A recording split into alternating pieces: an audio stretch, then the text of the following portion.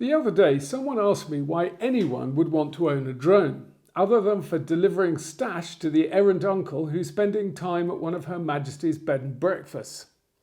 It's a good question, and the answer isn't quite as straightforward as for taking photographs. I've always enjoyed photography, so about 5 years ago, when DJI brought out the first version of a drone called the Inspire, I rushed out to go and buy one.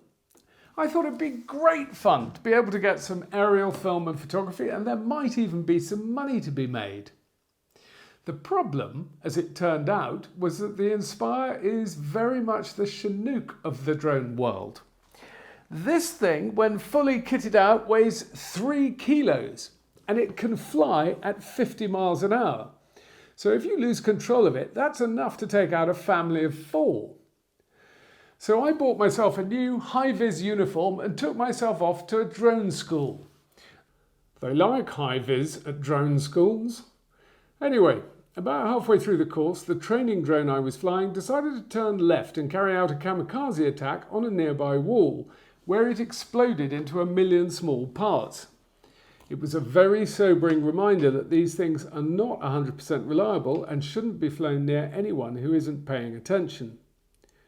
The next limitation came when the Civil Aviation Authority started regulating these things and decided that you can't fly a drone with a camera within 50 metres of a personal property not under your control, and not within 150 metres of a congested area, which basically means a row or more of houses. What's more, if you want to fly a drone heavier than 250 grams, you now have to take an exam. Now, it is one of those exams which you'd have to be fairly catastrophically stupid to fail. You know the sort of thing, which of the following drugs should you not consume before flying a drone? Is it A, marijuana, B, ecstasy, C, crack cocaine, or D, all of the above? Exam or no exam, the fear of hurting someone, together with the CAA drone regulations, really limit where you can use these things legally for amateur film and photography. And the other problem I have with the Inspire is its size. It is a cliched but nevertheless true saying that the best camera is the one that you have with you. And let's just say that I didn't routinely carry the Inspire around with me, and even when I did, it would take the best part of half an hour to unpack the thing and set it up. So it wasn't terribly useful for capturing those spontaneous moments, and after about half a dozen flights, it ended up in the attic. Since then, though, drone technology has come along in leaps and bounds, and at the end of last year, DJI launched the Mavic Mini. Mine arrived a few weeks ago, and I have to say, this is a fantastic bit of kit. As the name suggests, it's small. I mean, it's really small. It's smaller than my fist. That isn't the really remarkable thing, though. After all, there are an awful lot of small drones about these days. The really remarkable thing is the quality of the film and photographs you can get out of something this small. The gimbal-mounted camera on the front means you can put this thing up on quite a blustery day and the footage is incredibly smooth. You'd think it was on a tripod. The really big deal, though, is the weight. With the battery in, this thing weighs 249 grams, so it doesn't need to be registered and you don't need a license to fly it. More to the point, you can fly it with more confidence that if it goes rogue, it isn't going to make somebody a widow. Now, the drone and the remote control all fit into a bag that's smaller than my normal camera bag. So I've started taking it with me when I think there's something worth filming. And whilst drone filming will never be as spontaneous as shooting with a mobile phone, this one can be up in the air in a couple of minutes. So all of a sudden we have something here which really does start to open up the opportunities for the amateur photographer or filmmaker to get different perspectives that you just wouldn't be able to get with a handheld camera. I'm here at the top of a hill just outside the beautiful, quiet Somerset village that I live in. And it's probably no more than about 250 to 300 metres as the crow flies to my house. So let's see how this drone helps give a different perspective.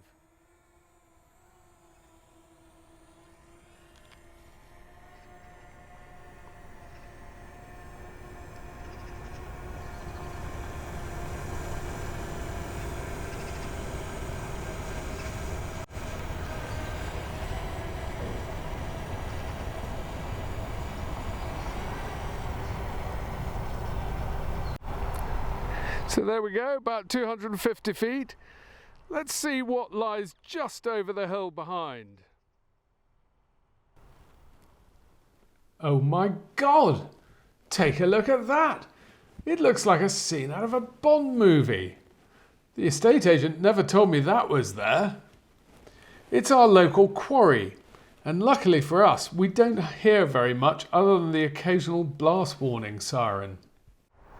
Maximum flight altitude reached. For this shot, I used one of 4 intelligent flight modes available on the drone called quick shots. This one is called the Helix, and the drone flies all by itself in a climbing, expanding circle around us. I'm not touching anything. Another great advantage of using a drone is that you don't have to get your feet wet. I shot this footage for some friends to promote their Airbnb. So if you're looking for somewhere to stay in the unspoilt Somerset countryside, visit twigairbnb.co.uk.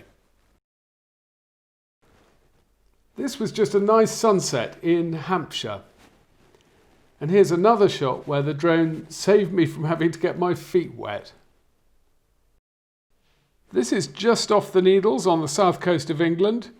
I have to admit, a slightly hairy moment wondering if I was going to get the drone back to the boat in what was quite a wind. I love this shot. Another glorious day on the Solent.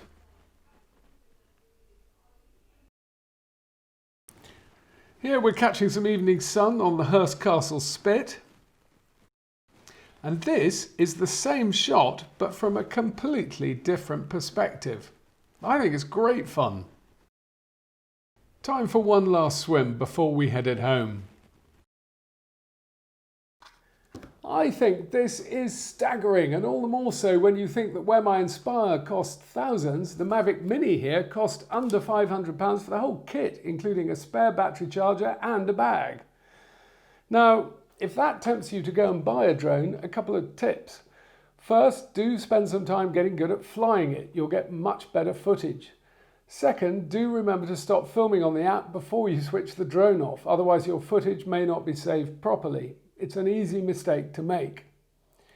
Now, in order to keep the size and the weight of the Mavic Mini down, it doesn't have some of the features found in the bigger drones. For example, it films in 2.7K, not 4K. But that's okay for sharing on YouTube. It also doesn't have collision avoidance sensors on it. But again, that's no bad thing. Collision avoidance sensors are not infallible, and it's arguably better that you concentrate on avoiding things yourself. The one thing missing from the Mavic Mini is the ability for it to follow a subject. That's useful if you want to film yourself when you've otherwise got your hands full. For example, when out playing Beethoven's Piano Concerto No. 5, whilst water skiing. But even this looks like it might be just around the corner. If DJI doesn't add it as a feature, there's now a beta version of an app called Litchi, which can be used to control the Mavic Mini and does include subject tracking. I can't wait to see how well that works. Coming back to the question of whether it's worth buying a drone, if you love photography and live in the countryside or travel a lot to the more remote and beautiful places, then definitely. If you live in a town or a city and you don't visit the countryside very often, don't bother. If you know anyone who loves photography and lives in the country, do share this with them. And for more reviews of gadgets designed to make life easier or more fun, subscribe below. Otherwise, till the next time, I've been Arlo Guthrie. Bye-bye.